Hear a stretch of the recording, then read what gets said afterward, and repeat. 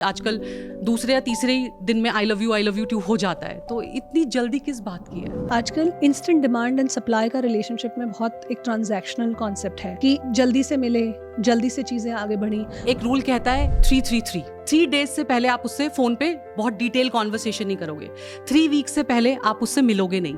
3 month से पहले आप What are the right questions to ask in the first few dates when you're getting in love? सबसे पहले आपकी लेकिन कौन से एब्सोल्यूट नॉन नेगोशिएबल होते हैं लव में? Non negotiable is disrespect. People can bash and they say, negative comments on this thing which I'm saying. Freedom of wearing anything we have, but what we are wearing. Just because की freedom है कपड़े पहनने की कुछ भी, तो आजकल कुछ लोगों ने specially on social media, social influencers जो भी लोग हैं, कुछ भी पहन रहे हैं. या कौन से ऐसे राइट साइंस हैं जहाँ से पता चले कि अब ये रिश्ते की उम्र हो चुकी है?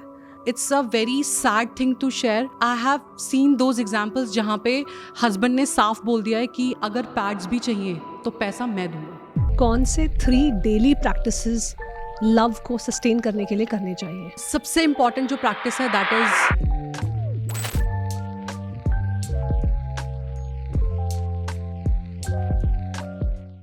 नमस्कार, the journey with in podcast में आपका स्वागत है मेरे यानी शोभा राणा के साथ. मैं एक इमोशनल इंटेलिजेंस और माइंडसेट कोच हूँ और साथ ही इस पॉडकास्ट की होस्ट और क्रिएटर भी हूँ. The journey with in podcast का एम है आपको आपकी द जर्नी विद इन अपने खुद के तरफ, अपने अंतर मन के तरफ लौट आने में मदद करना.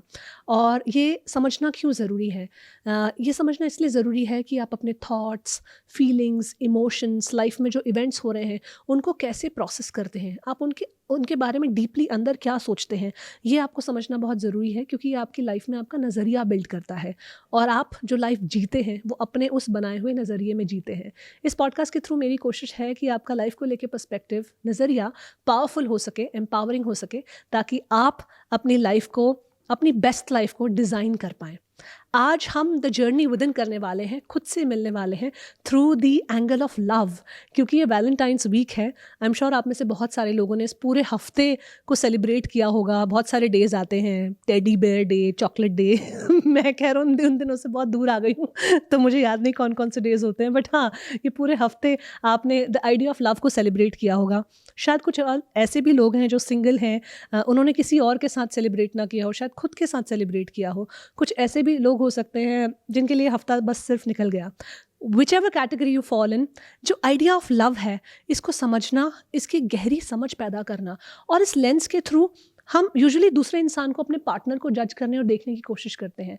बट लव के थ्रू हम खुद को कितना समझ सकते हैं, खुद को कितना जान सकते हैं, और खुद को वो इंसान बनाकर फिर कैसे एक सही इंसान को अट्रैक्ट कर सकते हैं अपनी लाइफ में, इसकी समझ बनाने की आज हमने इस एपिसोड के थ्रू कोशिश की है. आज हम डिस्कस कर रहे हैं the idea of love. Love के क्या इंग्रेडिएंट्स हैं, लव का क्या अल्टीमेट गोल है, लव और कनेक्शन में क्या डिफरेंस है, लव में जो कॉमन चैलेंजेस आते हैं वो किस तरीके के हैं, खुद से कनेक्ट होना और अपने आप को हील करना, रादर देन चेजिंग वो इंसान कैसे बने जो खुद अट्रैक्ट करें एक हेल्दी लव को अपनी लाइफ में. हेल्दी लव वर्सेस किसी के ऊपर इमोशनली डिपेंडेंट हो जाना, ये दोनों कैसे दिखते हैं और किसको हमें जाना चाहिए किसके पीछे. और भी बहुत सारे अलग अलग पहलू लव के आज हमने इस एपिसोड में डिस्कस किए हैं relationship counsellor, NLP expert and manifestation coach Aadya Kumar के साथ. ये पिछले 13 सालों से रिलेशनशिप काउंसलिंग कर रही हैं. अपने 1-on-1 सेशंस, ग्रुप सेशंस और मास्टर क्लासेस के थ्रू ये लोगों की मदद कर रही हैं कि वो रिलेशनशिप्स को, रिश्तों को डीपली समझें और उन्हें खूबसूरत बनाएं. तो चलिए, let's discuss the idea of love. Let's celebrate love with Aadya Kumar on the journey with in podcast.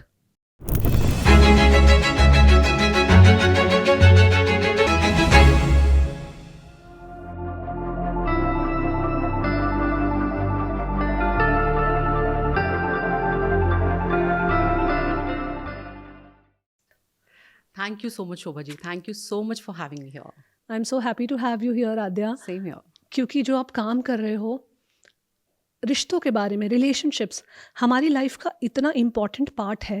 जब हम शुरू में करियर्स में अपने बहुत बिजी होते हैं, पर्सनल एस्पिरेशन, एम्बिशन, इन सब जर्नी में बहुत फ्लाई कर रहे होते हैं, कहीं ना कहीं थोड़ा रिश्ते बैक सीट ले लेते हैं या हमारी समझ रिश्तों की बैक सीट ले लेती है.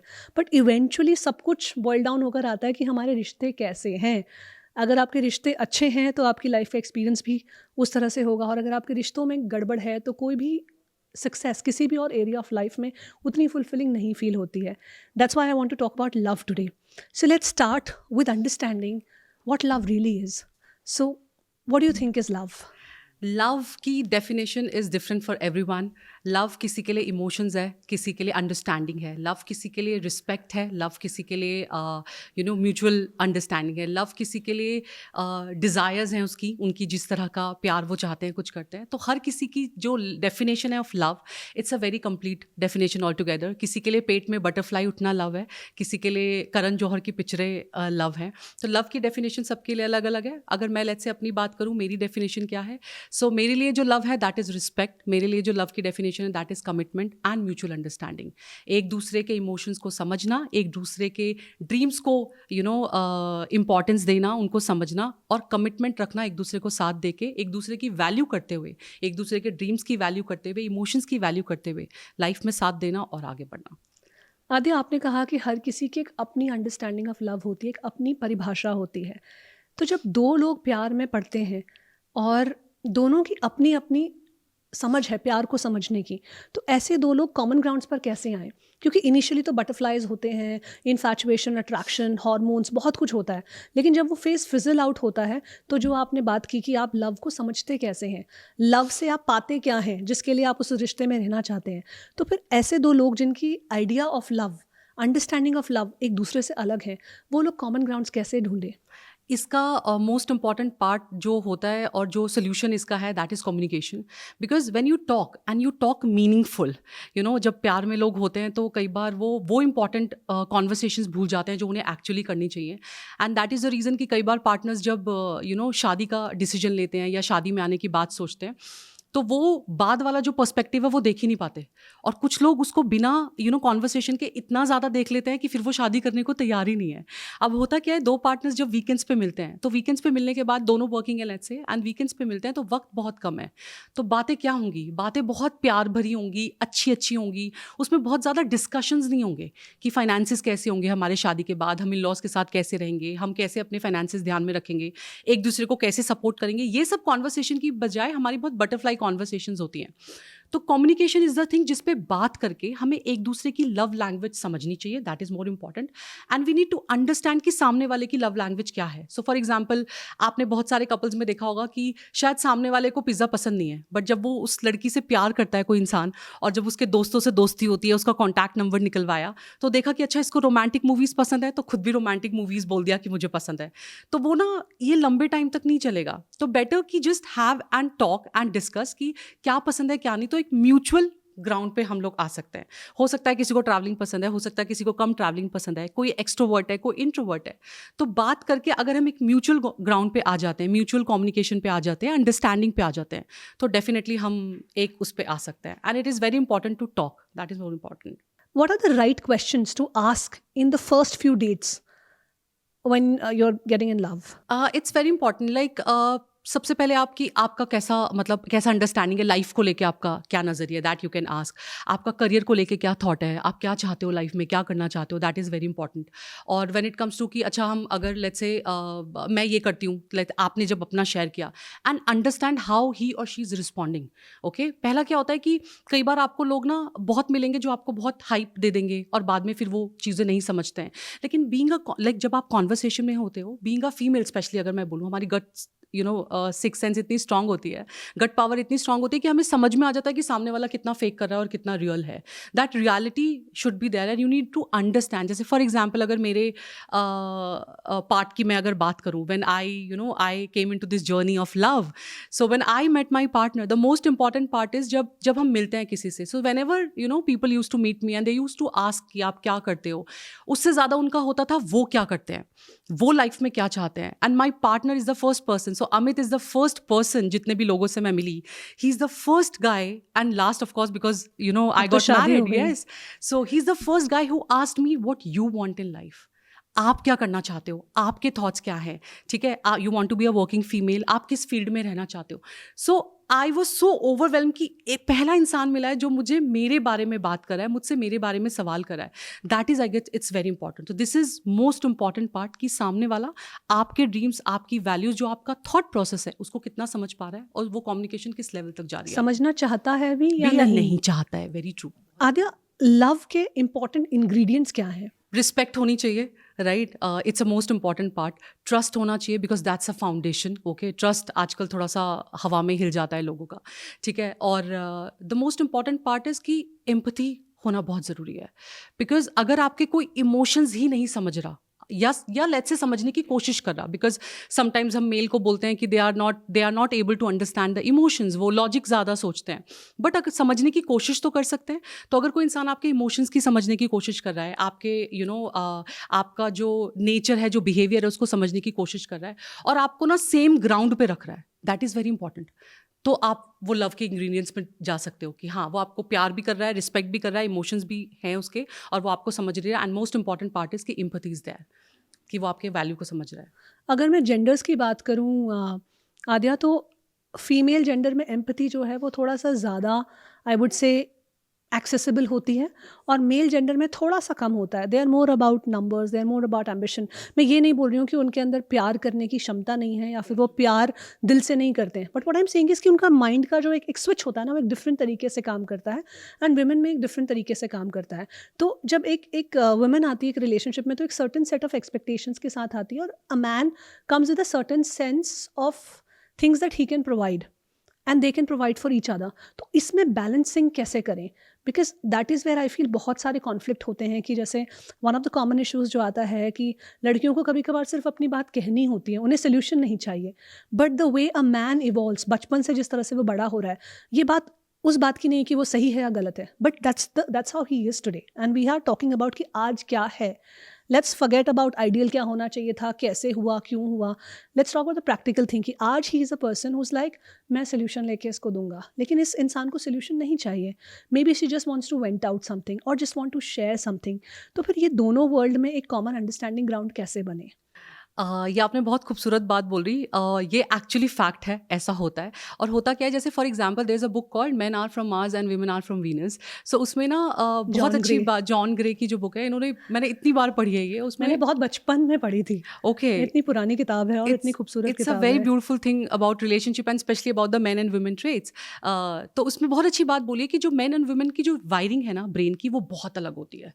And we need to understand this. और अगर हम वो कॉमन ग्राउंड्स पे वो चीज़ समझ गए ना, then relationship will be much better, और हम एक कॉमन उस पर आ सकते हैं. अब होता क्या है, फॉर एग्जाम्पल जैसे आपने बोला कि females are more emotional because उनकी अपब्रिंगिंग ऐसी हुई है. मतलब अगर हम अपने घर पे भी देखें, जो लोग इसको देख रहे हैं इस कॉन्वर्जेशन को, तो जो लड़कियां होंगी, जो बहनें होंगी, वो देखेंगे कि खाना सबके लिए पूरा हो जाएगा कि नहीं हो जाएगा, Yes. छोटी छोटी चीज़ों में, छोटी छोटी कि चीज़ें. वो चीज़ें सही जगह से रखी गई हैं या नहीं रखी गई हैं. बिकॉज ये जो बहुत ट्रिवियल छोटी छोटी चीज़ें होती हैं ना, यही बाद में जाके रिलेशनशिप के इश्यूज़ बन जाते हैं. Exactly. And it is very important to understand and at the same time respect कि दो जेंडर्स हैं, उनके बहुत डिफरेंट अपने पर्सनैलिटी ट्रेट्स हैं. Very true.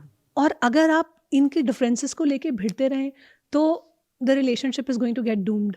लेकिन अगर आप इन डिफरेंसेस को एक स्ट्रेंथ की तरह देखें कि मैं एक सर्टन चीज़ ला सकती हूँ, आप एक सर्टन चीज़ ला सकते हैं, और इवेंचुअली हमारी टेबल पे दो चीज़ें आ गई हैं, यस. रादर देन सेइंग कि मैं ये लाई, तुम ये नहीं लाए, मैं 60% लाई तो तुम 40 पूरा करो and all of that.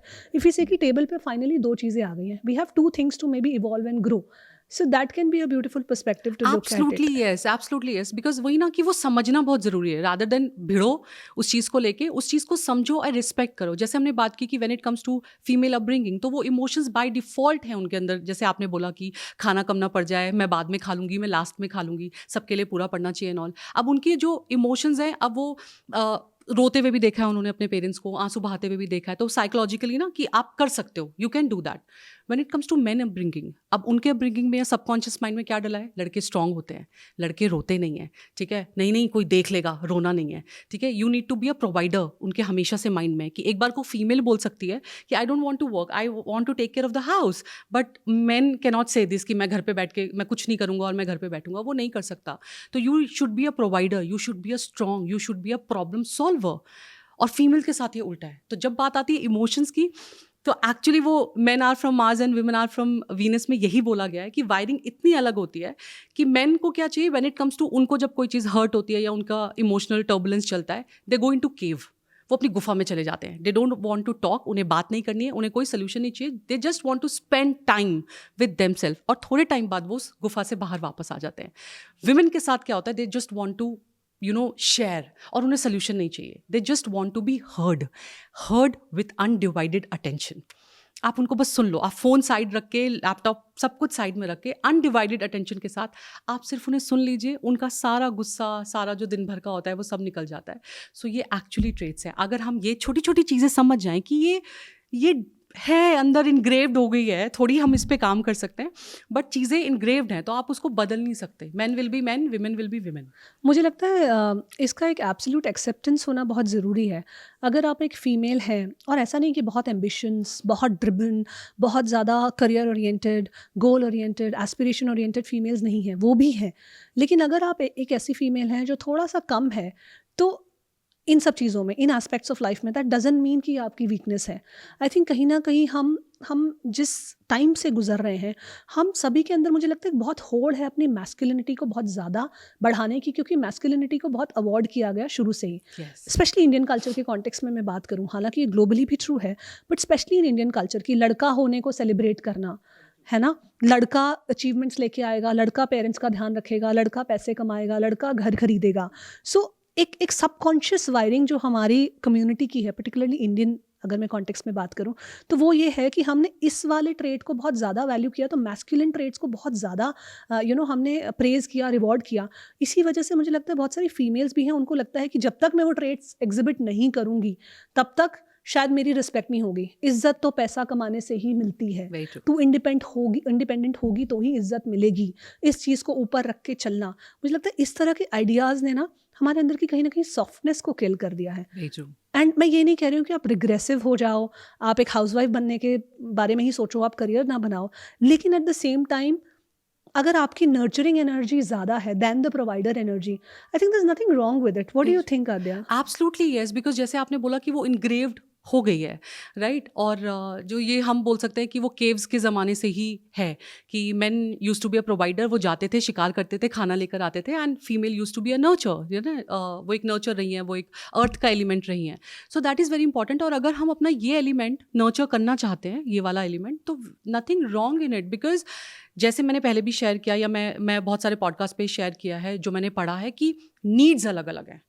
This is really need to understand, हर इंसान की नीड अलग अलग है। तो आपको क्या करना है व्हेन इट कम्स टू कि आपको एक ग्राउंड पे आना है, अंडरस्टैंडिंग में आना है, तो आपको नीड समझने की बहुत ज़रूरत है। मेल की नीड अलग हो सकती है। तो लेट्स से अगर आपके 7 चक्रास हैं और 7 इमोशंस हैं, आपने अपने वो 7 इमोशंस जो हैं आपकी 7 नीड्स के साथ अलाइन करके लिख दिए। फॉर एग्जाम्पल, आपकी first need should be, can be, your first need can be finances, second need can be dream job, third need can be resting in life doing nothing, and fourth need can be कि मुझे आगे बढ़ना है, मुझे घर खरीदना है, anything. आपके पार्टनर की नीड में पहली need is communication, second need is dream, third need is कुछ और रेस्टिंग आता है 5th पे। आपके पार्टनर में पहली नीड भी रेस्टिंग हो सकती है। तो अगर आपके पार्टनर को जॉब नहीं करनी, लेट्स से बहुत सारे पार्टनर्स अपने पार्टनर को बोलते हैं कि you are not doing job, लड़कियों को देखो आज कहाँ से कहाँ पहुँच गई हैं, काम कर रही हैं, आगे बढ़ रही हैं, घर भी संभाल रही हैं और जॉब भी संभाल रही हैं, you are not doing anything, that's okay. उसकी नीड की जो चेक लिस्ट है उसमें जो रेस्टिंग है वो टॉप में आता है, या उसको कुछ नहीं करना है, या nothing can be a emotion. Doing nothing is coming on top, कि मुझे नहीं करना, या doing nothing is coming on second, मुझे पहला घर देखना है, उसके अलावा नहीं करना मुझे कुछ। तो we should respect that, we should value that, कि क्यों लड़ रहे हो। फिर दोनों की नीड अगर सेम होगी तो फिर बाकी चीज़ें कॉम्प्रोमाइज़ होंगी। अगर फीमेल की भी फाइनेंसेस हैं, मेल की भी फाइनेंसेस हैं, उसका भी ड्रीम है कि मुझे जॉब में CEO बनना है, CFO बनना है, उनका भी जॉब में CEO CFO बनना है, तो दोनों का अगर हो जाएगा फिर तो क्लैश है ना। वो कहते हैं ना कि हर चीज़ के लिए जो रिस्पॉन्सिबिलिटी है, या एक हमारा जो एक हमारा प्रोफेशन है, हर चीज़ के लिए डेस्टाइंड है, या एक परसेंटेज है। देर आर डॉक्टर्स, उनकी परसेंटेज है, देर आर लॉयर्स, उनकी परसेंटेज है, देर आर टीचर्स, उनकी परसेंटेज है, देर आर पॉडकास्टर्स, उनकी परसेंटेज है. सब कुछ नहीं कर सकते. तो इट्स वेरी गुड, हमें ये समझने की बहुत ज़रूरी है. इट्स रियली गुड कि हमारी अगर नीड्स अलग अलग है, एक मैस्कुलिन पावर है और एक फेमिनिन है और वो नर्चर करना चाह रही है, तो रिस्पेक्ट दैट. उसमें कोई झगड़ा करने की ज़रूरत नहीं है. आई थिंक जो हम कम्युनिकेशन की बात कर रहे थे, ये पहले ही आप कम्युनिकेट कर लें, क्योंकि ऐसा भी हो सकता है कि आपको नहीं चलता हो कि आपका पार्टनर ऐसा हो, तो it's okay, maybe that is not the right partner for you know, maybe then you need to look out for someone else. लेकिन उनको कॉन्स्टेंटली बदलने की चाह रखना, क्योंकि मैं आजकल जो रिलेशनशिप में देख रही हूँ, क्योंकि मैं अब मिड-30s में हूँ और मैं रिलेशनशिप्स को एक बहुत अलग तरीके से अब देख रही हूँ, और ज़्यादातर जो मेन का जो वुमेन के साथ कंप्लेंट है वो यही है कि थोड़ी सी आलसी हो गई हैं, यू नो. एंड इन मिड-30s the hormones are aligned in a certain way. बहुत सारी मेरी फ्रेंड्स हैं वो मदर बन गई हैं, उनका पर्सपेक्टिव, वर्ल्ड व्यू चेंज हो गया है, उनका आइडिया ऑफ लव चेंज हो गया है, उनका आइडिया ऑफ मुझे कितना एक्सीलेंट करना है अपने करियर में वो चेंज हो गया है.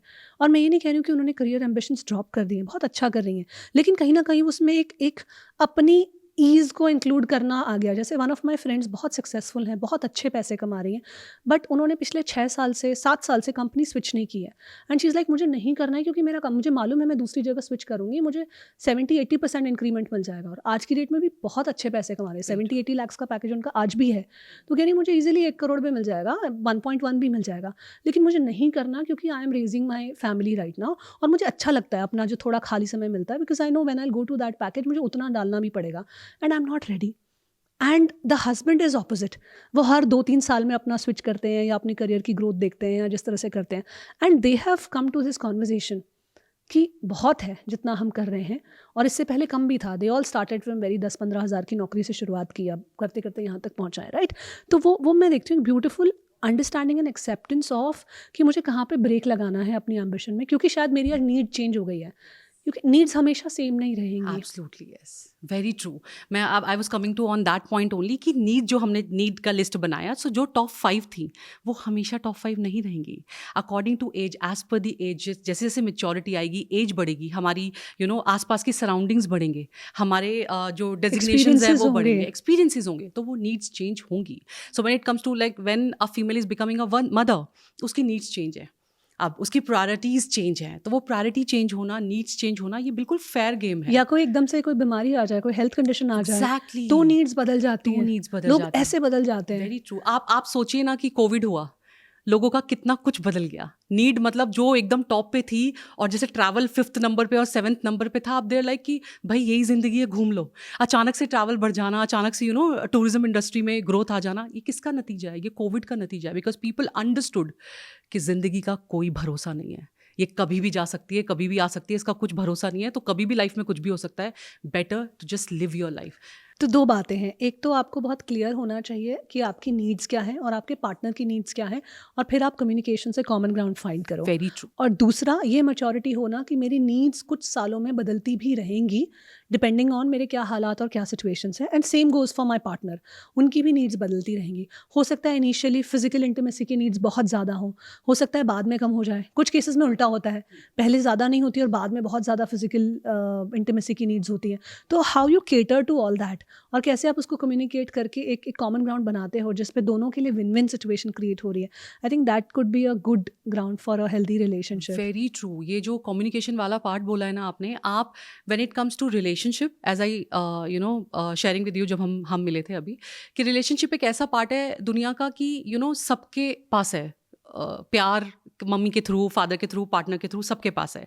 रिलेशनशिप सबके साथ है, पेरेंट्स के साथ है, पार्टनर के साथ है, सिबलिंग्स के साथ है, फ्रेंड्स के साथ है, बॉस के साथ है, कलीग के साथ है, सबके साथ है. तो इस दुनिया में हर इंसान, चाहे वो सिंगल है, मैरिड है, सेपरेटेड है, या डिवोर्सी है, या सेपरेशन के फेज से गुजर रहा है, हर इंसान रिलेशनशिप में जूझ रहा है. तो उसको ना जो कॉमन ग्राउंड है ना, आप जब जाके रिसर्च भी करोगे, यू विल फाइंड आउट कि इन सब का जो कॉमन ग्राउंड है, that is communication.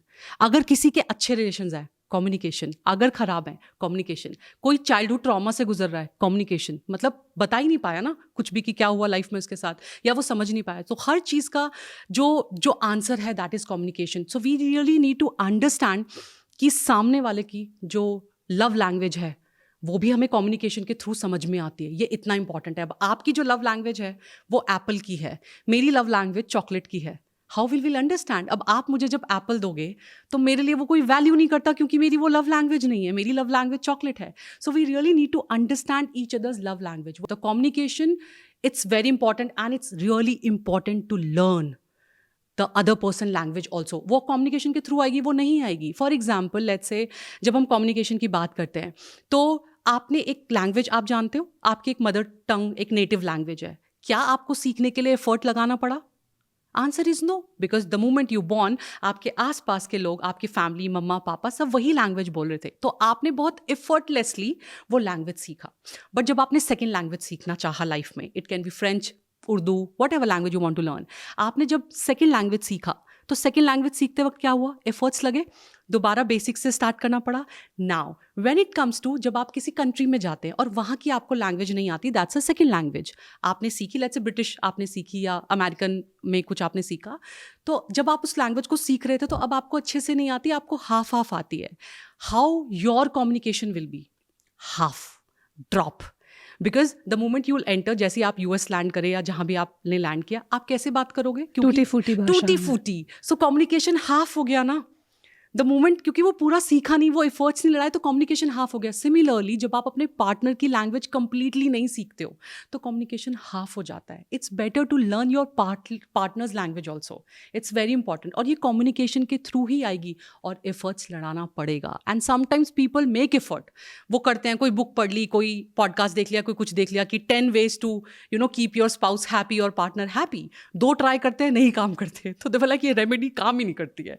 So it's better कि वो 10 करिए तो 10 में से 8 तो आजमा के देखिए, और ये सब कुछ कम्युनिकेशन से आएगा. इट्स वेरी इंपॉर्टेंट, है ना. क्योंकि एक जो कॉन्वर्जेशन यहाँ पे आती है, बहुत ज़्यादा आती है कि यार उनको पता नहीं हर वक्त ऐसा चाहिए होता है, लेकिन मुझे नहीं आता है, मुझसे नहीं होता है. Meaning we choose to stick to our comfort zone, कि मेरे कंफर्ट जोन में प्यार करने के, प्यार को एक्सप्रेस करने के ये 5 तरीके हैं, तो मैं ऐसे ही करूँगी. लेकिन उनको किन्हीं और 5 तरीकों से अगर प्यार समझ आता है तो वाई शुड आई बॉदर? उनको तो पता है ना मेरा क्या तरीका है. बट आई थिंक इस फाइट में पढ़ने की जगह टू अंडरस्टैंड, क्योंकि अगर आपका नेचुरल एक्सप्रेशन ये नहीं है कि आप बहुत अप्रिशिएट करते हैं अपने पार्टनर को, लेकिन अगर आपको पता है कि आपका पार्टनर ऐसा है जैसे उनको पसंद है ये करना, तो कर देने में भी कोई ज़्यादा it's not going against your nature. It's about learning one more thing about your partner. मुझे ऐसा लगता है. Very true. It's I completely agree with you. ये बहुत इंपॉर्टेंट है और हमें ये समझना है कि व्हेन इट कम्स टू ये कि सबका लैंग्वेज अलग हो सकता है, मतलब इसमें कुछ अलग नहीं है, लेकिन सीखने में कोई बुराई नहीं है. But when it comes to मैं ऐसा ही हूँ और मैं ऐसी मैं ही खुद हूँ, को क्यों बदलूं, मैं खुद को क्यों बदलूं, है comes the ego part in relationship. And ego kills everything including relationship. So जब ये बात आ जाती है ना कि मैं ऐसा ही हूँ या मैं ऐसी ही हूँ, तो हमें एक चीज़ समझने की ज़रूरत है कि जब हम मैं ऐसा ही हूँ या मैं ऐसी ही हूँ बोलते हैं, तो ये हमारा जो ग्रोथ है वो रोक देता है, ये हमारा चेंज लाने से रोक देता है, विच इज़ वेरी इंपॉर्टेंट. तो कहते हैं ना, जब कोई भी चीज़ कब ग्रो करती है, जब हम उसमें छोटे छोटे चेंजेस लाते हैं.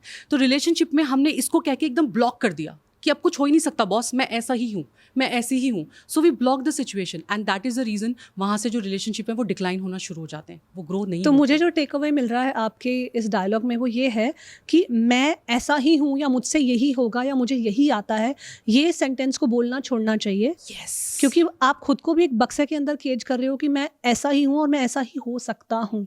You are not even trying to be more than what you are right now, है ना. आप उसकी कोशिश भी नहीं कर रहे हैं और आप उसी लकीर को पकड़ के फिर अपनी लाइफ में बाकी चीज़ों में इवॉल्व नहीं हो पा रहे हैं, उसको उतना खूबसूरत नहीं बना पा रहे हैं जितना हो सकता है. Very true. बिकॉज जब ये बात आती है मैं ऐसा ही हूँ और हमने चीज़ों को ब्लॉक कर दिया, ये सिर्फ रिलेशनशिप में क्यों आती है? बिकॉज हमने अपने पार्टनर को फॉर ग्रांटेड लिया हुआ है. ये बात आप जाके अपने बॉस को नहीं बोल सकते कि बॉस मैं ऐसा ही हूँ, मुझसे ऐसी प्रेजेंटेशन बनेगी, आप देख लो आपको क्या करना है. ऐसा नहीं होता. You do changes, you do evolve, you learn things, you learn skills. जो आपको नहीं आता है वो भी सीखते हो ना, बिकॉज आपके जॉब का, आपके करियर का, आपकी सैलरी का सवाल है. सो सैलरी, जॉब और इन सब के साथ एक बहुत इंपॉर्टेंट पार्ट है, that is relationship, your partner. अगर वहाँ पे भी आपको सीखने की ज़रूरत है और थोड़ा सा चेंज होने की ज़रूरत है, देन वाई नॉट. मैं मैसेजेस लेट रिप्लाई करता हूँ, मैं ऐसा ही हूँ, रादर देन मैं थोड़ा सा लेट देखता हूँ बट मैं कोशिश करूँगा मैं जल्दी रिप्लाई करूँ, है ना. मैं बाहर नहीं जाता, मैं ऐसा ही हूँ, मुझे बाहर जाना पसंद नहीं है. 10 बार मत जाइए, 5 बार मत जाइए, 2 बार चले जाइए. It can be like this, है ना. तो ये छोटी छोटी चीज़ें ना, फ्रेजेस चेंज करने का मतलब है, जब आप चेंज लाने की कोशिश करते हो कि ठीक है ये मेरे अंदर है थोड़ा सा, बट मैं इसको चेंज करके ऐसा कर सकता हूँ या कर सकती हूँ, तो आपका ज़्यादा ब्लूम होगा रिलेशनशिप. आद्या, ये तो कुछ चीज़ें हो गई जो रिलेशनशिप में नेगोशिएट की जा सकती हैं, है ना, कि मैं 2 बार बाहर जाने की कोशिश करूँ, 2 बार उनके मन का कर लूँ, 4 बार अपने मन का कर लूँ, या व्हाटएवर जो आप आपस में केमिस्ट्री बनाते हैं। लेकिन कौन से एब्सोल्यूट नॉन नेगोशिएबल होते हैं लव में, या होने चाहिए? Non negotiable is disrespect. मेरे लिए वो टॉप पर आता है बिल्कुल. मतलब आप उसको लाइटली नहीं ले सकते. तो डिसरिस्पेक्ट इज द थिंग जो आपका बिल्कुल नॉन नेगोशिएबल है. नॉन नेगोशिएबल है कि मतलब कि आपका कंट्रोलिंग नेचर, लेट्स से, या मैनिपुलेटिव नेचर, कि आप कुछ भी करने की इजाज़त नहीं दे रहे. आपके लिए लगता है कि सामने वाले का कुछ वैल्यू नहीं रखता है, उसके इमोशंस वैल्यू नहीं रखते, उसके ड्रीम्स वैल्यू नहीं करते. आप उस चीज़ों को होल्ड करते हो कि ये नहीं करना है.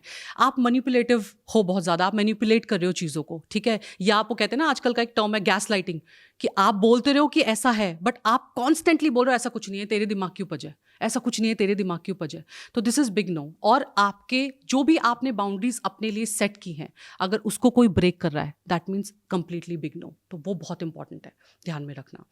आद्या, लेकिन ये the whole concept of setting boundaries, इसको थोड़ा सिंप्लीफाई करते हैं कि कौन से बाउंड्रीज आपको सेट करनी चाहिए और कौन सी चीज़ें जो आप बोल के तो ये सेट कर रहे हो कि these are my boundaries, but वो सिर्फ एक जिद है, वो ना वो सिर्फ एक superficial way of gaining control in the relationship है. यस. यू नो, मैंने ये भी देखा कपल्स के बीच में, मेरे साथ भी जो क्लाइंट्स आते हैं, काम करती हूँ मैं, तो ये भी दिखता है कि वो in the name of setting the boundaries अपनी कोई जिद को मनवाना या अपनी कोई बात को अपने ही तरीके से मैनिपुलेट करना में कंफ्यूज होते हैं, या कंफ्यूजन क्रिएट करते हैं दूसरे पार्टनर के लिए.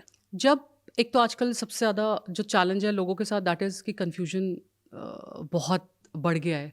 अब उसको सोशल मीडिया कह लो या किसी भी चीज़ को कह लो, ऑप्शंस कह लो कि बहुत मिल गए हैं. अभी जो कन्फ्यूजन की बात आती है ना, ये इसलिए इंपॉर्टेंट है समझना कि आपको रियल रहना है. सी अंडरस्टैंड, ये समझना पड़ेगा कि क्या जिद है और क्या है.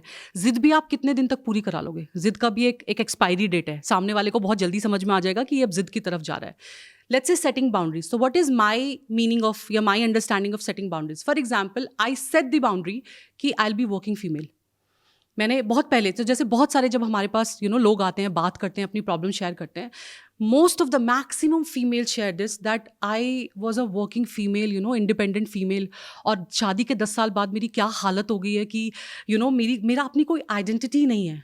तो हम उनको यही बोलते हैं कि पहले ये आइडेंटिटी सेट क्यों नहीं करी. ठीक है, पहले आपने बोला कि ठीक है चल जाएगा, आई विल मैनेज और हो जाएगा, या आपने सोचा कि मैं शादी कर लेती हूँ, 1 साल 2 साल मैं इन सबको थोड़ा सेट करूँगी, सबको रिलेशनशिप को अपने सेट करूँगी और उसके बाद I will go on work. तो ये आपने क्यों किया? तो वो मेरे लिए for example setting boundaries is कि सेट द बाउंड्री कि you will be a working female, आप काम करोगे, you have some goals in life, आप वो कंप्लीट करोगे. सेटिंग बाउंड्रीज कैन बी कि दिस आई लाइक टू ईट.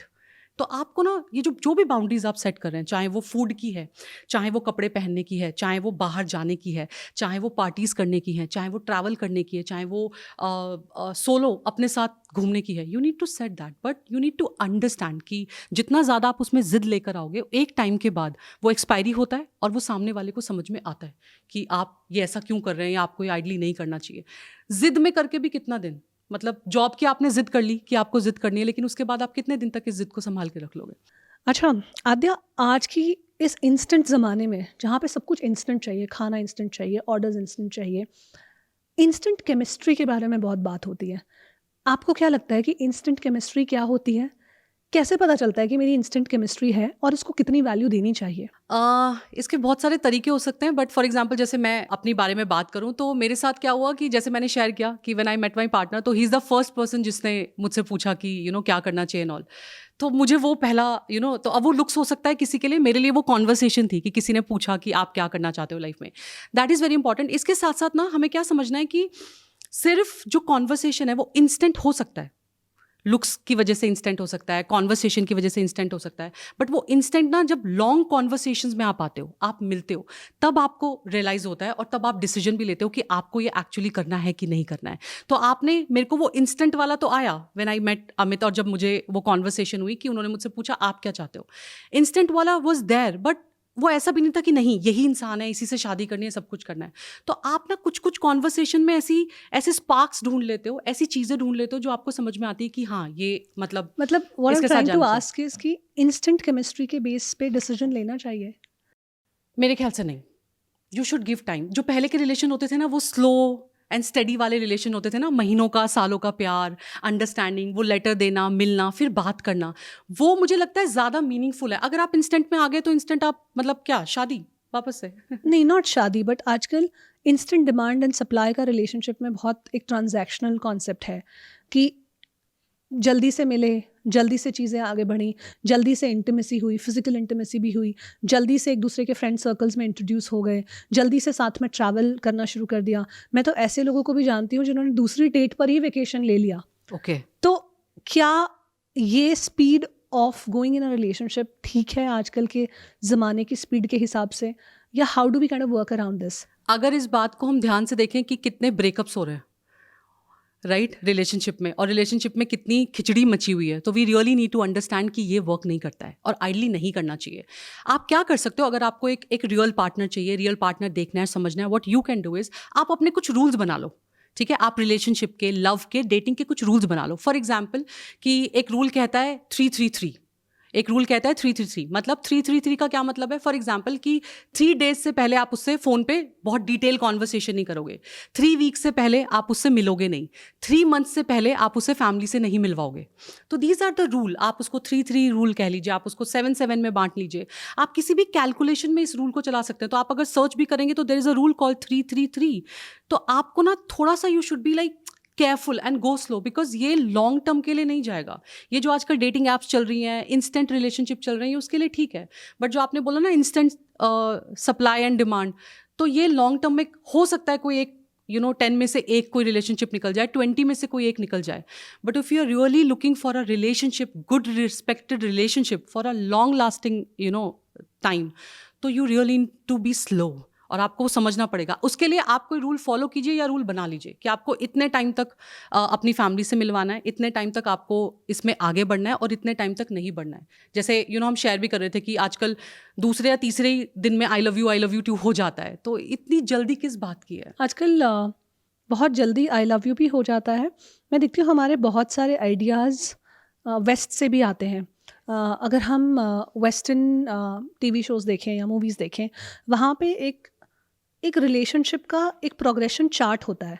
पहले 2 लोग मिलते हैं, डेटिंग में आते हैं, फिर शायद 2-3 साल तक भी जो चलता है उनके बीच में, जो कि सब कुछ है, एक्सपीरियंसेस शेयर कर रहे हैं, फिजिकल इंटीमेसी भी है, ट्रैवल भी कर रहे हैं, but they are still calling it dating, कि ये डेटिंग चल रहा है।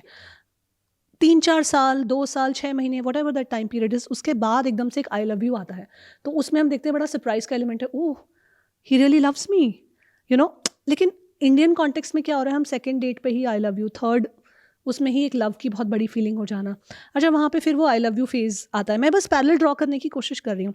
उसके बाद फिर 2-4 साल वो उस लव वाली फीलिंग में चलते हैं, या कुछ महीने भी हो सकते हैं, what ever that time period is. उसके बाद एक प्रपोजल का फंडा आता है, और वहाँ पे मैंने देखा है कि उसमें येस और नो दोनों ऑप्शंस होते हैं।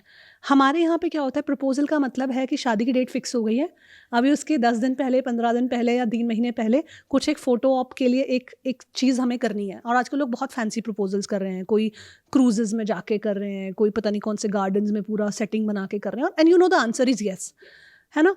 तो मतलब एक डिफाइंड आउटकम के साथ आप एक रिलेशनशिप में जा रहे हो। तो आप ये दोनों वर्ल्ड्स, जो वेस्टर्न वर्ल्ड है, जो हमारा ईस्टर्न वर्ल्ड है या इंडियन कॉन्सेप्ट है, इसमें कैसे देखते हो लव की जर्नीज़ को, कि कैसे इवॉल्व होती हैं और कैसे इवॉल्व होनी चाहिए? एक रिलेशनशिप के क्या डिफरेंट स्टेजेस पे रिलेशनशिप को इवॉल्व होना चाहिए? क्या स्पीड होनी चाहिए? Speed, you are the person who define the speed, ठीक है, who design the speed as well. जहाँ तक बात है ना वेस्टर्न कॉन्सेप्ट को लेने की, जैसे मेरे को ये समझ में आता है कि हम इंडियन हैं, हमारी रूट्स इंडियन है, हमारे ट्रेडिशंस, हमारी वैल्यू सिस्टम, हमारा सब कुछ इंडियन है। आप वेस्टर्न कितना ही फॉलो कर लो, उसके बाद वो एक पॉइंट आता है लाइफ में, एक स्टेज आती है जब आप बहुत Indian and you become more spiritual, you become more grounded in that terms.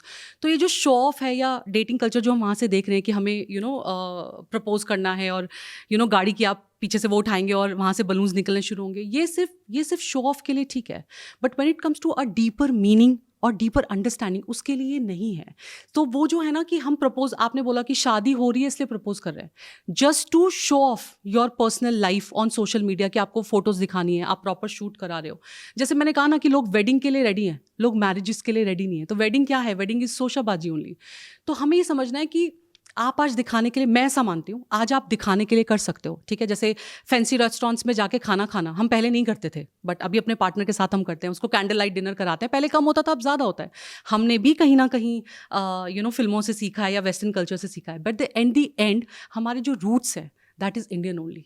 ये भी ना आपका फिर 1 टाइम 2 टाइम रहेगा, उसके बाद आप एक्चुअल हाउस होल्ड पे आ जाओगे, है ना, कि आपका रिस्पेक्ट कितना दे रहे हो, आप कितना काम कर रहे हो, आप पेरेंट्स को वैल्यू कितना कर रहे हो, आपके जो फेस्टिवल्स हैं आप उनको कितना मान रहे हो, उनकी कितनी रिस्पेक्ट कर रहे हो। कोई भी फेस्टिवल आ रहा है, कुछ आ रहा है, तो एट द एंड हम उसी पे जाते हैं। तो ये कर रही है लोग, but I don't think so कि ये कितना लंबा चलेगा या उन्हें करना चाहिए। आईली they have not done this, मतलब दिखाने के लिए कर लिया आपने, ठीक है, बट उसको कोर गोल मत बनाओ कि आपने उसको 100% कॉपी कर लिया। अच्छा, ये बड़े बड़े जो जेस्चर्स होते हैं कि कुछ बहुत बड़ा out of the blue surprise plan कर देना, कोई चीज़ें गिफ्ट्स ऐसे दे देना, या कुछ भी जो बड़े जेस्चर्स हम रिलेशनशिप में करते हैं, वर्सेस स्मॉल एवरीडे एक्शंस, दोनों में से क्या ज़्यादा इंपॉर्टेंट है, या फिर दोनों का एक बैलेंस होना चाहिए? And small everyday actions love में कैसे दिखते हैं? See small is very important, because जो वो बड़ा है वो आपका कुछ स्पेशल होगा जिस पे आप करोगे। Either it can be a birthday और it can be a anniversary, या बच्चे का बर्थडे, या हम किसी डेट पे मिले थे, वो स्पेशल डेट है।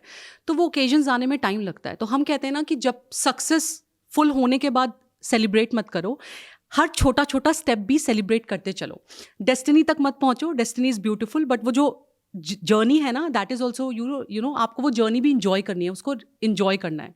तो वो जर्नी इंजॉय करना बहुत ज़रूरी है। तो basically when it comes to relationship में जब हम बात करते हैं बड़े सरप्राइजेस की और इन सब चीज़ों की, ठीक है बैलेंस कर सकते हो, बट ये ओकेजनली आएंगे या आपकी स्पेशल डेट पे आएंगे। बट जो रोज़मर्रा की ज़िंदगी है ना अपने पार्टनर के साथ, वहाँ पे आपके छोटे छोटे जेस्चर्स वेरी इंपॉर्टेंट। वो किस तरह के हो सकते हैं? वो स्मॉल कैसे भी हो जेस्चर्स सकते हैं। आपने expressing love, it's very important. आपने आई लव यू बोल दिया, कई बार नहीं बोला बट एक्सप्रेस कर दिया किसी काम को करके। कहते हैं ना कि अगर हमारे पार्टनर को हलवा अच्छा लगता है तो वो बना दिया, मतलब you are saying I love you because आपको पता है वो उनकी फेवरेट डिश है, ठीक है। Write a letter to your partner, have you done this, do this, it's very important. I mean हमने व्हाट्सएप के ज़माने में लोग लिखना भूल गए हैं, है ना। Just write a letter, and when you are writing a letter to your partner, there should not be if and buts कि ये अच्छा है बट ऐसा अच्छा हो सकता है, नहीं। उसमें सिर्फ उसकी क्वालिटीज़ लिखो, उसको थैंक यू लिखो, आप वो कर सकते हो। डेली के जो काम है आप उसमें हाथ बटा सकते हो। If your partner is making food, आप सर्व करने में हेल्प कर सकते हो, आप वो कीजिए। आप टेबल क्लीन करने में हेल्प कर सकते हैं, आप वो कीजिए। आप अगर दोनों वर्किंग हैं, ठीक है, आप रास्ते में ड्रॉप कर सकते हैं, खाना बनाने में हेल्प कर सकते हैं, घर के किसी काम में हेल्प कर सकते हैं, ठीक है। इनफैक्ट पेरेंट्स का ध्यान रखना है। It's a very small but very meaningful gesture कि आपको आपके पार्टनर के पेरेंट्स के लिए कुछ इंपॉर्टेंट है, और समहाउ अगर आपका पार्टनर नहीं जा पा रहा है, यू शुड बी अवेलेबल। आपको वो नहीं सोचना चाहिए कि इन लॉज हैं तो मैं क्यों जाऊँ, या आपके पेरेंट्स हैं तो आप ही को देखना है, ठीक है। Saying sorry is a very small gesture. आपको नहीं आ रहा बोलना, आपके अंदर हिचकिचाहट है, there are many ways to say sorry to your partner. कोई गाना आ रहा है तो आपने चला दिया, उसकी वॉल्यूम तेज़ कर दी कि सुन लो, मतलब मैं सॉरी बोल रही हूँ, ये तरीका है सॉरी बोलने का, ठीक है। तो इस तरह के छोटे छोटे फ्लावर्स लाना है तो बहुत ही कॉमन सिंपल है, लेकिन आइडिया शुड बी, मतलब थॉट ये होना चाहिए कि हर एक small gesture it has a beautiful impact, a big impact, it can be a big impact. आप ये नहीं सोचो कि आप अपने पार्टनर को बड़ा सरप्राइज दोगे तभी वो खुश होगा। आप कुछ पार्टनर्स हैं जिनकी एक्सपेक्टेशंस बहुत हाई है, तभी वो सफ़र भी कर रहे हैं, but small gestures are very important.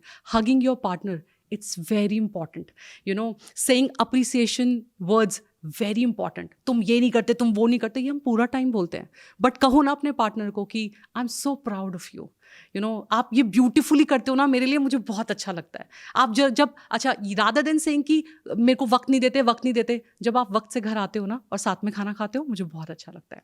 से दोज वर्ड्स, है ना। Have that gratitude towards your partner. वो स्मॉल जेस्चर, ग्रैटिट्यूड भी आपको जैसे लगता है आप वैसे बोल सकते हो। तो ये छोटी छोटी चीज़ें हैं जिन पे आप काम करके रिलेशनशिप को और ब्यूटीफुल बना सकते हो। ये छोटे से जेस्चर्स। एक्चुअली स्मॉल जेस्चर्स की खूबसूरती ये है कि ये बार बार किए जा सकते हैं एक ही दिन में, और कई एरियाज और कई चीज़ों में किए जा सकते हैं, और बहुत एफर्ट कम लगता है इसको करने में, वेरी ट्रू, है ना। सिर्फ एक इंटेंशन लगता है। आद्या, मेरा अगला सवाल है कि लॉन्ग टर्म रिलेशनशिप्स में जिनको 15 साल, 10 साल, 20 साल, 25 साल हो जाते हैं, वहाँ पे जो एक कॉमन इशू है वो ये है कि इमोशनली हम डिसकनेक्टेड हो गए हैं। और आजकल मैं देख रही हूँ ये इशू बहुत यंग रिलेशनशिप्स में भी आने लगा है कि we have grown apart from each other. हम अलग तरीक़ों से इवॉल्व हो गए हैं, अब हम साथ में नहीं रह सकते हैं। तो इमोशनल डिसकनेक्शन क्यों आ जाता है? पहले तो होता क्या है? एंड इसी का ऑपोजिट कनेक्शन क्या होता है एक रिलेशनशिप में? See when it comes to long term relationship, इसमें सबसे जो मेजर चैलेंज आता है that is we took our partner taken for granted. जब तक वो नहीं था, वो कहते हैं ना, जो चीज़ हमारे पास जब तक नहीं होती उसे पाने की हम हर शिद्दत कोशिश करते हैं, बट जब वो आ जाती है तो हम उसकी वैल्यू थोड़ी कम कर देते हैं या हमें उतनी एक्साइटिंग नहीं लगती। For example, when it comes to you have a dream कि आपको एक ब्रांड की कार लेनी है, लेट्स से फॉर एग्जाम्पल, आपको सपना है वो चाहिए, आप उसके लिए हर शिद्दत कोशिश करोगे, आप प्रोजेक्ट्स करोगे, काम करोगे, फ्रीलांसिंग ढूंढोगे, आप वो तरीके ढूंढोगे जिससे आपको वो फाइनेंसेस आपके कवर अप होंगे, and now time has come, now you are going to the showroom एंड आप अपनी वो जो है वो लेकर आ रहे हैं। कैसा रहेगा रिएक्शन और कितने दिन तक?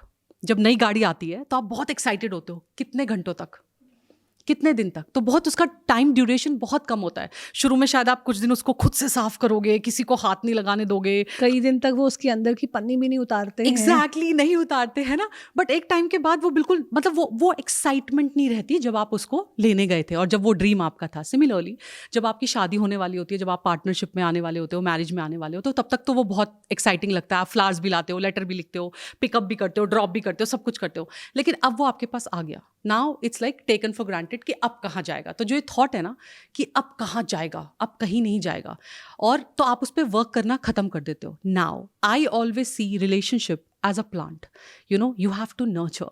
प्लांट एक ऐसी चीज़ है, वो भी लिविंग थिंग है। जब आप प्लांट को गार्डनिंग करते हो, आप प्लांट को उगाते हो, तो आप क्या करते हो, आपने एक प्लांट लिया, अब आप उस प्लांट को नर्चर करते हो। Now depending upon the plant, अगर वो शेड वाला है तो शेड में रखोगे, लाइट वाला है तो लाइट में रखोगे, कम पानी वाला है तो कम पानी देंगे, ज़्यादा पानी वाला है तो ज़्यादा पानी देंगे।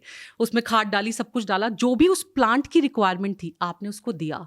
लेकिन क्या आपको लगता है कि वो रिक्वायरमेंट खत्म होने के बाद अगर मैं उसको नहीं करूँ तो वो ग्रो करेगा? वो नहीं करेगा। हम कहते हैं ना, प्लांट से 4 दिन बातें नहीं करो तो वो मुरझा जाते हैं। 4 दिन हम ट्रिप पे चले जाते हैं, उनको कोई देखभाल करने के लिए नहीं होता तो मुरझाता है। सिमिलरली रिलेशनशिप भी मुरझा जाते हैं। तो relationship is like a plant only, you have to nurture till life. ये एक प्रोजेक्ट नहीं है कि ये हो गया, घर आ गया, ख़त्म, अब इसमें कुछ करने की ज़रूरत नहीं है। It's very important.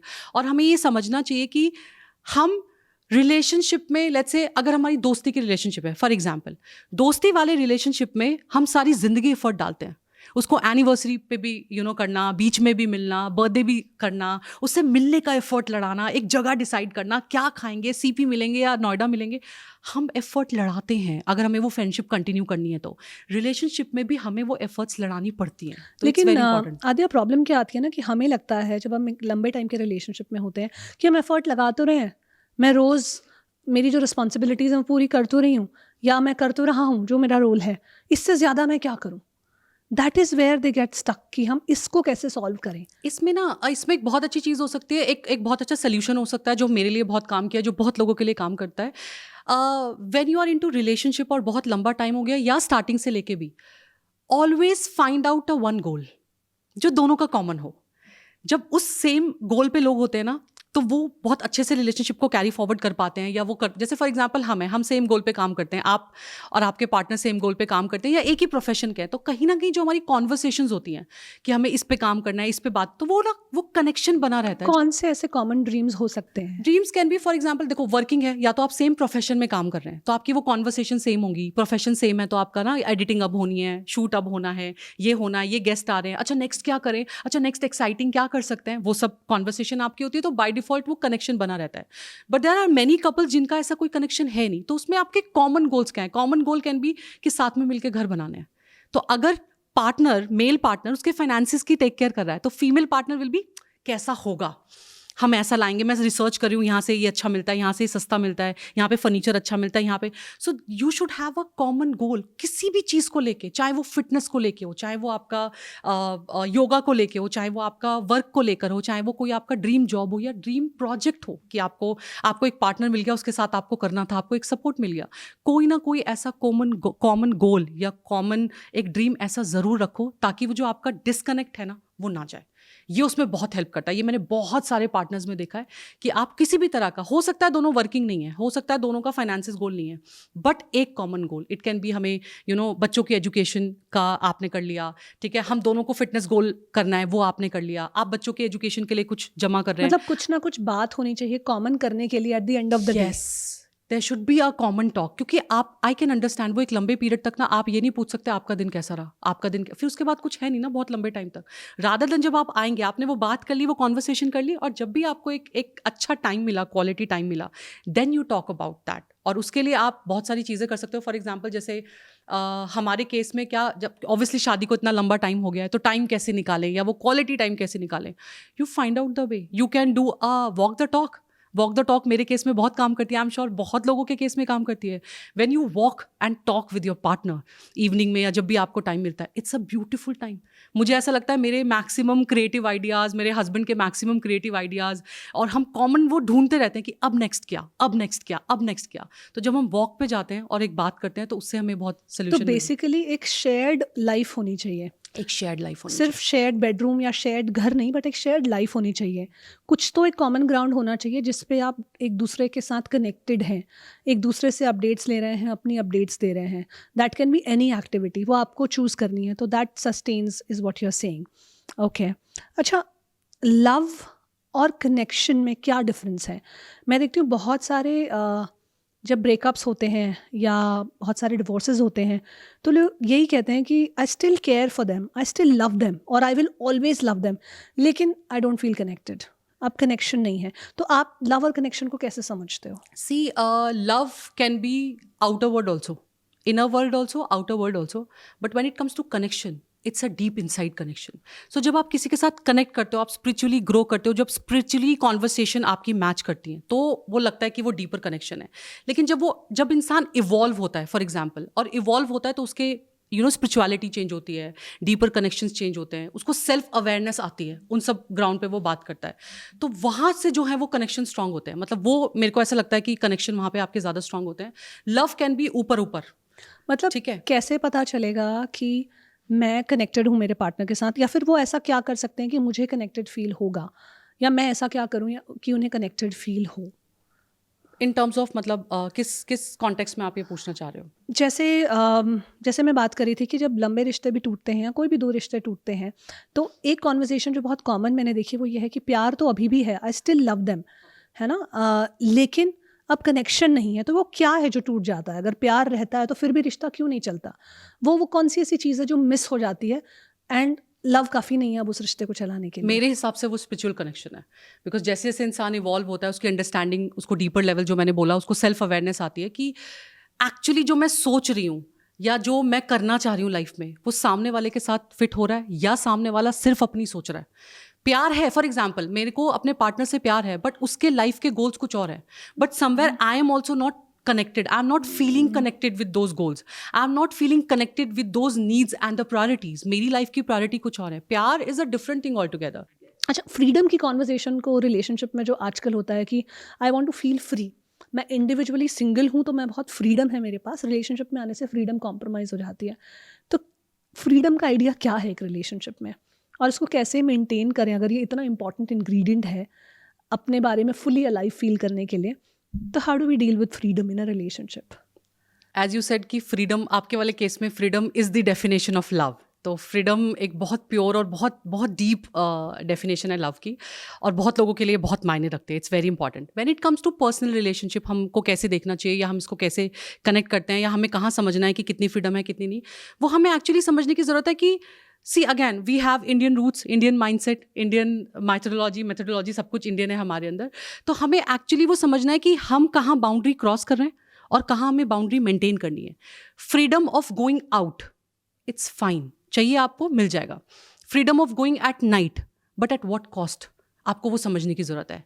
सिक्योरिटी है, आप सिक्योरिटी आपकी मेंटेन है, आपको हम पिकअप करने आ सकता है आपका पार्टनर, या पूछ सकता है आपसे कि आप कितने बजे तक आओगे, दैट शुड बी देयर। अब फ्रीडम का मतलब ये नहीं कि आपने बोल दिया मैं I am going out for a night and you just going out and you gone, और आपके पार्टनर को पता ही नहीं है क्या है, तो that can not be freedom. तो फ्रीडम के ना मायने आपको समझने हैं। आपको जॉब पे जाना है, आपको काम करना है, आपको वर्किंग रहना it's okay, but you need to understand कि साथ में आपको फैमिली भी देखनी है. अब क्योंकि आप सिंगल थे, आपको जॉब करने की फ्रीडम थी, दैट डजंट मीन कि वो टाइम और वो रिलेशनशिप अब सेम है. अब आपके पास फैमिली भी है, अब आपके पास इन लॉज भी है, आने वाले टाइम में आपके पास बच्चे भी होंगे, तो आपको वो फ्रीडम के मायने भी हमेशा सेम नहीं रहते. वो आपको, अगर आप वर्किंग हो या कुछ हो, तो वो चेंजेस होते रहते हैं. तो इसलिए हमें समझना है कि आपको जो भी फ्रीडम की बाउंड्री, आप जो भी फ्रीडम मांग रहे हो, आपको उसकी एक बाउंड्री सेट करनी पड़ेगी. अब for example, people can bashlad and people can bashlack and they say, negative comments on this thing which I'm saying. Now it's today, in today's scenario, in today's generation, freedom of saying anything we have, freedom of wearing anything we have, but what we are wearing, what we are having as a costume, हमें समझना है कि कहाँ vulgar जा रहा है, कहाँ decent जा रहा है. जस्ट बिकॉज की फ्रीडम है कपड़े पहनने की कुछ भी, तो आजकल कुछ लोगों ने, specially on social media, social influencers जो भी लोग हैं, कुछ भी पहन रहे हैं. फीमेल्स कुछ भी पहने, तो फ्रीडम समझ में आए. आपको फ्रीडम चाहिए, मैं कुछ भी पहन सकती हूँ. I also want that freedom. I asked my husband and I told him, not asked, I told him that I want freedom. मैं जो चाहूँ पहन सकती हूँ. But I know what boundaries I have and I set those boundaries कि मुझे कहाँ तक जाना है. सिर्फ फ्रीडम के नाम पे आप तबाही नहीं मचा सकते. आप ये समझिए, आप सोशल की अगर हम बात करें, आप सोशल जो आजकल की जनरेशन है, आप उसको क्या दे रहे हो, आप उसको क्या थॉट प्रोसेस दे रहे हो. ठीक है, it's not about one piece नहीं पहनना या ड्रेस नहीं पहननी. I am not saying this, but क्या पहन रहे हो. I'm sure you can understand what I'm saying. तो ये जो फ्रीडम है ना, आपने फ्रीडम मांग तो ली, बट आपको फ्रीडम के जो दायरे हैं ना, वो सेट करने पड़ेंगे. आपने बोला कि मुझे फ्रीडम चाहिए वर्किंग की, ठीक है आप ले लो. आप मुझे फ्रीडम, मुझे बाहर जाने की चाहिए, मुझे किसी से भी बात करने की फ्रीडम चाहिए. लेकिन जब सेम फ्रीडम सामने वाला मांगेगा ना, तो वो ये है कि फ्रीडम इट्स इम्पॉर्टेंट. ठीक है, आपको अपने वर्ड्स एक्सप्रेस करने की, आपको कहीं जाने की, कुछ करने की लाइफ में फ्रीडम होनी चाहिए. That's a beautiful definition of love, but you should know कि वेयर हैज़ टू स्टॉप, और कहाँ हमें ना बोलना है, कहाँ हमें बाउंड्रीज सेट करनी है, वो हमें डेफिनेशन पता होनी चाहिए. उसकी अंडरस्टैंडिंग हमें बहुत ज़रूरी है. तो that is important. Yes Aditya, आपके एक्सपीरियंस में आप जैसे अभी कार का एग्जांपल भी दे रहे थे कि इनिशियली इतनी एक्साइटमेंट होती है खरीदने की, बाद में वो नहीं होती है. हमारे पास ऑप्शन होता है दूसरी कार खरीदने का. अब कौन सा राइट टाइम है या कौन से ऐसे राइट साइंस हैं जहाँ से पता चले कि अब ये रिश्ते की उम्र हो चुकी है, now it's time to move on और ब्रेकअप? इसके बहुत सारे जिनको हम आज की लैंग्वेज में रेड फ्लैग्स और ये सब बोलते हैं. देखिए, आपको ये समझना है कि पहले तो हम बहुत एफर्ट नो डाउट लगा लेते हैं, बट जब हम वो एफर्ट्स लगा रहे होते हैं ना, तो हमारे पास वो कुछ कॉमन क्राइटेरियाज होते हैं जिन पे हम काम कर रहे होते हैं और समझ रहे होते हैं कि सामना वाला पार्टनर हमें समझेगा या नहीं समझेगा. अब it can B, let's say आपका जो पार्टनर है वो आपको बहुत ज़्यादा कंट्रोलिंग पार्टनर है. ठीक है, तो आपको वो समझना है कि कंट्रोलिंग है तो क्यों कंट्रोलिंग है. अगर वो फेयर इनफ कंट्रोल है, जैसे हम वो जो अनएक्सपेक्टेड डिमांड्स कर रहे हैं उसमें कंट्रोल है, तो वो ठीक है. बट कुछ ऐसा है जो आप करना चाह रहे हो, या मतलब स्मॉल कंट्रोल्स की आपको आपके हिसाब से चीज़ें ना करने देना, आपको आपके हिसाब से पसंद से ना पहनने देना, आपको अपनी फैमिली के पास जब आप चाहो तो आपको ना जाने देना. ठीक है, आपको बोलना कि आप सोशल मीडिया पे नहीं आओगे, ये सारी चीज़ें होंगी. ठीक है, आप फ्रेंड सर्कल नहीं बनाओगे, आप फ्रेंड्स में बाहर नहीं जाओगे. तो it can be a controlling nature. जब आपको लग रहा है ये बढ़ रहा है, आपका दम घुट रहा है, दिस कैन बी थिंग कि आपको समझना है. मैनिपुलेटिव है कि आपको मतलब अपनी नीड के हिसाब से, है ना, आज उसको कुछ चाहिए तो वो आपको ऐसे ट्रीट करेगा जैसे कि you are the goddess on earth, या सेम वाइसा वर्सा में आपका पार्टनर आपको ट्रीट करेगा. और अगले दिन आपको लगेगा कि इतना इग्नोर कैसे कर रहा है. तब आपको समझना है कि ये जो ये पर्सनैलिटी है ना, एकदम चेंज होने वाले, कि आज कुछ और है, कल कुछ और है. तो आपको समझना है कंसिस्टेंसी नहीं है. जब आपको लगे कि आप कुछ भी कर लो, you are 100% drain, emotionally drained, then you need to come out of it. कि अब मैंने सब कुछ करके देख लिया, कि ये भी कर लिया, वो भी कर लिया, सब कुछ कर लिया. Now you don't have sometimes like finances कुछ नहीं है. मतलब it's a very sad thing to share, but I have seen those examples जहाँ पे हस्बैंड ने साफ बोल दिया है कि अगर पैड्स भी चाहिए तो पैसा मैं दूंगा. वो एडवांस में उनको, मतलब आप ये लगा लो उनके अकाउंट में इतने पैसे भी नहीं है कि वो अगर अभी उनकी नीड है तो वो एकदम से ऑर्डर करके मंगा लें. मतलब this it's very sad thing. तो वो हर चीज़ कंट्रोल करना कि फाइनेंस पे भी आपका कुछ नहीं है, वो भी नहीं है. तो एक वो आपको ये समझना है कि सच में इतने साल तो आपने बिता लिए, आपने इसमें 100% दे दिया, बट अब नहीं हो रहा. अच्छा, अगर ऐसा टाइम आ जाता है तो what is the right way to break up with someone? With mutual respect. आपको रिस्पेक्ट कभी नहीं खोनी है, बिकॉज आपके रिलेशनशिप कैसा भी रहा हो, ठीक है, हमें ये समझनी है कि एक ऐसा होता है कि अच्छा हमेशा होता है रिलेशनशिप में, हमेशा खराब नहीं होता. इट्स नॉट कि ऑलवेज खराब. कुछ चीज़ें अच्छी होती हैं, कुछ खराब होती हैं। अब क्योंकि खराब हो गई, you are coming out of the relationship, अब हो गई, उसको साइड में रखे। जो चीज़ अच्छी हुई, जो लाइफ में उनकी वजह से, आपके पार्टनर की वजह से जो भी चीज़ें अच्छी हुई, से thank you and come out of it with mutual respect. Because अगर आप डिसरिस्पेक्ट कर कर आओगे, आप चीज़ें खराब कर कर आओगे, ट्रस्ट मी, आप सब कॉन्शियसली आप उससे कभी बाहर नहीं आ पाओगे। और वो लाइफ लॉन्ग, मरते दम तक, आप चाहे एक रिलेशनशिप में आओगे या 2 में आओगे या उसके बाद और 3 में आओगे, वो आपको इफेक्ट करेगा। और अगर नहीं आओगे तब भी।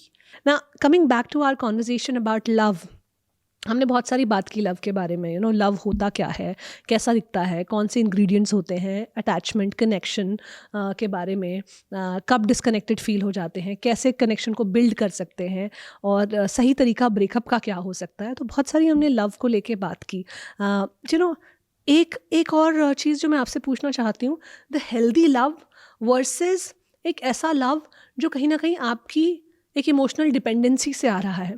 ऐसा होता है कि आप इमोशनली डिपेंडेंट हो जाते हो किसी के ऊपर। कभी कभार आपकी लाइफ में ऐसे लोग नहीं होते हैं, या आप किसी के साथ इस तरह से अटैच हो जाते हो कि वो एक हेल्दी आइडिया ऑफ लव नहीं है। That's not healthy love, but you just attach. तो इन दोनों के बीच में डिफ्रेंशिएट कैसे करें?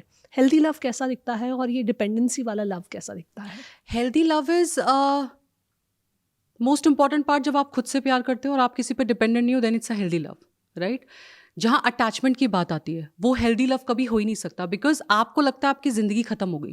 When it comes to attachment, समझ में कैसे आता है कि वो ना जो कपल्स होते हैं, जो 24 घंटे फ़ोन करना, ठीक है, चेक करना कहाँ हो, हमेशा ये डाउट रखना कि सच में सच बोल रहा है या सच में सच बोल रही है या नहीं बोल रही है, या इसके बिना मेरी ज़िंदगी नहीं है। आप सिर्फ एक पार्टनर के साथ इसलिए जुड़े हुए हो क्योंकि आपको लगता है इसके अलावा आपको कौन प्यार करेगा।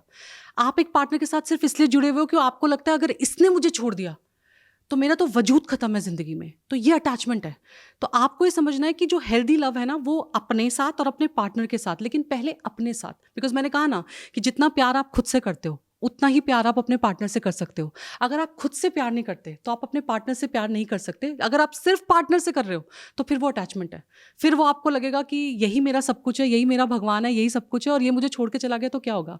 आई हैव सीन मैनी केसेस जहाँ पे, लेट्स से फॉर एग्जाम्पल, अभी I got connected with one of the female. She really wants to marry a guy and I asked her कि किससे शादी करनी है, क्या है, तो लाइक प्लीज़ मुझे हेल्प कर दीजिए, और I am looking for a guy, I really want to marry, but कुछ इश्यूज़ हैं। आई सेड क्या इश्यूज़ हैं? इशू ये है कि वो मेरे मैसेजेस पढ़ता है, रिप्लाई नहीं करता। इशू ये है कि उसने मुझे ब्लॉक किया हुआ है। इशू ये है कि मुझे मेरे साथ ऐसे ट्रीटमेंट करता है। मैंने कहा अच्छा ठीक है, आपको वो क्यों अच्छा लगता है, वो क्या क्वालिटीज़ हैं, तो बता दिया। हैंडसम है, मतलब हैंडसम कैंडिडेट है, वर्किंग कैंडिडेट है, मतलब जो भी इनकी कैंडिडेट की लिस्ट है वो पूरा उसके अंदर सब कुछ है।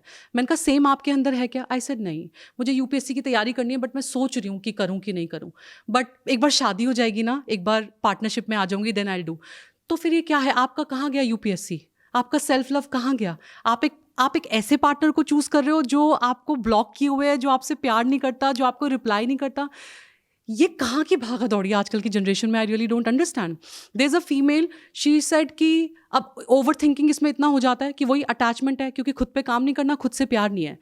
उन्होंने मुझे मैसेज किया and she connected with me. She was saying कि मैम, मेरे हस्बैंड मुझसे बहुत प्यार करते हैं, and I have a loving husband, वो मुझसे सच में बहुत प्यार करते हैं। I said very good, fair enough, what next?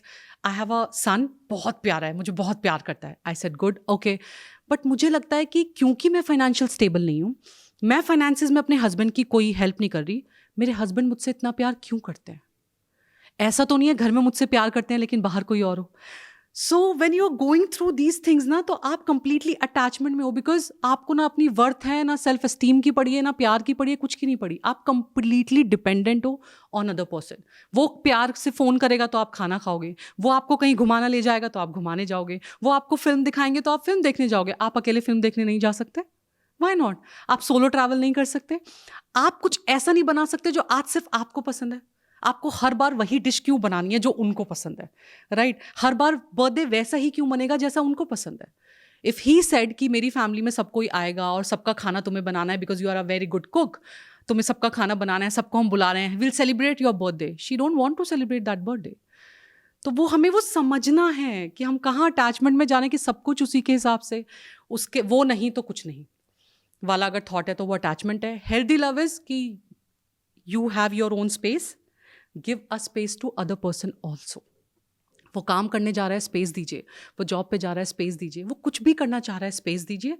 वाइसा versa to your partner as well. वो स्पेस देना बहुत इंपॉर्टेंट है. आद्या, इस कॉन्वर्जेशन को अब क्लोजर की तरफ ले जाते हुए कौन से 3 डेली प्रैक्टिसेस लव को सस्टेन करने के लिए करने चाहिए? सबसे इंपॉर्टेंट जो प्रैक्टिस है that is gratitude. You start your day with gratitude and end your day with gratitude, because actually होता क्या है ना, हम डेली लाइफ में कहीं ना कहीं नहीं समझ पा रहे हैं कि ग्रैटिट्यूड का क्या रोल है. हम जो कमी है उस पर इतनी बात कर लेते हैं, अपनी इतनी एनर्जी और इतनी इमोशंस लगा देते हैं कि जो अच्छा है ना हम उसके बारे में बात ही नहीं करना चाह रहे. और हम ये नहीं समझ पा रहे कि जो वो कहते हैं ना, यूनिवर्स का जो कहना है कि जिस अच्छे के बारे में आप ग्रेटफुल होगे वो उतना और फ्लरिश करेगा, वो उतना बढ़ेगा. तो हमें ये समझना है हमारे पार्टनर की जो भी हैबिट्स हैं, जो भी उनका स्टाइल है, केयर है, नर्चर है, उनका हैबिट है, जो भी उनके अंदर जो आप चीज़ें देखते हो, you need to be grateful of that. Rather than खराब के पीछे जाने के बजाय आप उनकी हर चीज़ के लिए ग्रेटफुल रहो, क्योंकि ग्रेटफुल रहो कि साथ है. आज हम बहुत सारे लोगों के पार्टनर्स के लिए कंप्लेन करते हैं, लोग अपने पार्टनर्स के लिए, but there are people who are struggling for a partner, उनके पास नहीं है. So be grateful that you have a partner, that is important. Second is कि वर्ड्स अप्रिसिएशन पे ध्यान दीजिए, because words are very powerful. कहते हैं ना कि हमारे इंडियन कल्चर में, हमारे हिंदू कल्चर में, इनफैक्ट अदर रिलीजन्स में भी और अलग कल्चर में भी, जैसे अगर मैं बात करूं मुस्लिम कल्चर की, वहाँ पे भी पानी की इंपॉर्टेंस है. इंडियन कल्चर में भी, हमारे हिंदू कल्चर में भी पानी की इंपॉर्टेंस है. क्रिश्चियनिटी में भी बैप्टिज्म है, उसमें पानी की इंपॉर्टेंस है. सिखिज्म में भी पानी की इंपॉर्टेंस है. तो कहने का मतलब है कि हर रिलीजन में पानी की इंपॉर्टेंस है. जब आप पानी भगवान जी को चढ़ाते हो, तो जब हम उसे पीते हैं तो फिर हम उसे पानी नहीं बोलते. जब हम चढ़ाते हैं तो हम उसे जल बोलते हैं, बट जब हम उसे पीते हैं तो हम उसे चंद्रामृत बोलते हैं. राइट? बिकॉज उसमें बहुत पावर होती है, क्योंकि वो एक स्पिरिचुअल कनेक्शन के साथ हम तक वापस आया है. तो आपको तो दैट मीन्स वो बहुत पावरफुल है. तो एक साइंटिस्ट ने ये भी रिसर्च की कि एक टेस्ट ट्यूब में दो टेस्ट ट्यूब्स में पानी रखा. एक पे लिखा आई लव यू, एक पे लिखा आई हेट यू, और फ्रीजर में रख दिया. जब बाहर निकाला कुछ टाइम के बाद, तो क्या देखा, जब माइक्रोस्कोप से देखा तो क्या समझा कि जिस पे आई लव यू लिखा था उसका स्ट्रक्चर बहुत खूबसूरत था, like a flower, like a universe. और जिसे आई हेट यू लिखा था उसका स्ट्रक्चर बहुत खराब था, जैसे बिल्कुल गंदा पानी जैसा होता है. That means word has power, बहुत पावरफुल है. अब क्योंकि वर्ड्स में पावर है, और पानी का जब स्ट्रक्चर वर्ड से चेंज हो सकता है आई लव यू और आई हेट यू कहने पे, तो आप समझो कि आपकी बॉडी में 70% is water only. So please be careful. जब भी आप वर्ड्स की बात करते हैं तो प्लीज़ बी केयरफुल. आपको ध्यान रखना है कि आपको वर्ड्स बहुत सोच समझ के बोलने हैं, and try to understand. Negative words ना बोल के आप उसको पॉजिटिव वे में, कि आपको वक्त नहीं मिल रहा, कि प्लीज़ थोड़ा सा वक्त निकालिए, हमें साथ में कहीं घूमना है या खाना खाना है, रादर देन उनको डांटना पूरा दिन और कहना तुम मेरे लिए वक्त नहीं निकालते, तुम मेरे लिए वक्त नहीं निकालते. तो say in another way. Third can be mirror work और मिरर एफर्मेशंस, बिकॉज ये आपके लिए बहुत इंपॉर्टेंट है. When it comes to mirror affirmations या when it comes to mirror, हम जब काम करते हैं, ठीक है, तो आप अपने लिए आपको बहुत ध्यान रखना है. बिकॉज कहीं ना कहीं आपको रिश्तों में ना, आपको सबसे पहले खुद को रखना है, आपको खुद को नहीं भूलना. तो always say this to yourself whenever you are standing in front of the mirror. I am strong, I am healthy, I am deserving, I deserve good love, I deserve respect. I deserve a understanding partner. I deserve a amazing beautiful husband. जो भी आपको बोलना है, या I deserve this. आपको ये सारी affirmations खुद से ज़रूर बोलनी है. Whenever it comes to I am affirmations, वो खुद से related होती है. तो आप मिरर के सामने जाइए, ठीक है, और डेली हम मिरर के सामने 3-4 बार तो चले जाते हैं. तो जैसे ही आप सुबह जाएं, आप सबसे पहले ये प्रैक्टिस कीजिए. I always do this daily, और ये प्रैक्टिस बहुत बहुत बहुत काम करती है, प्यार में, खुद के साथ और साथ वाले पार्टनर के साथ भी. सो आद्या, आपने बहुत सारी चीज़ें बताई about love, and I hope कि इस कॉन्वर्जेशन ने लव के आइडिया को थोड़ा सिंप्लीफाई किया हो. सो इन द एंड एक सवाल मैं जो अपने सभी गेस्ट से पूछती हूँ, that is their definition of success. तो लव में सक्सेस की डेफिनेशन क्या होगी? लव में सक्सेस की डेफिनेशन फॉर मी, अगर मैं लेट्स से बोलूँ, तो we are together, we are discussing together, and we are sharing that moment. It's love. तो जो भी हमने सक्सेस के लिए डिफाइन किया है, डिज़ाइन किया है, हमने जो भी थॉट रखा है, या जो भी हमने गोल किया है, जब उस गोल को अचीव हम कर रहे हैं, और उसके लिए उस जर्नी में जो हम काम कर रहे हैं, दैट इज़ लव. बिकॉज जब वो अल्टीमेट मिलेगा ना, तो वो उतनी खुशी देगा जितना शोरूम से कार लाने में दी थी. बट वो enjoying that journey towards your success, that is love for me. Beautiful, Adya. Thank you so much for coming on the journey with in podcast, हमारे Thank you साथ so बात much. करने के लिए, अपना टाइम निकालने के लिए, and I hope to see you again some time. Yeah, sure. Thank you so much for calling me here. Thank you for inviting me on your podcast. Thank you. And to our viewers, आज की conversation में आपको क्या अच्छा लगा? अगर कोई सवाल आपके अनआंसर्ड रह गए हैं तो उनको ज़रूर कमेंट सेक्शन में लिखिए, और हम कोशिश करेंगे उनका जवाब देने की. साथ ही साथ चैनल को सब्सक्राइब कीजिए, इस कॉन्वर्जेशन को लाइक, कमेंट और शेयर कीजिए अपने व्हाट्सएप ग्रुप्स में, अपने सोशल मीडिया पर, ताकि ये और लोगों तक पहुंच सके.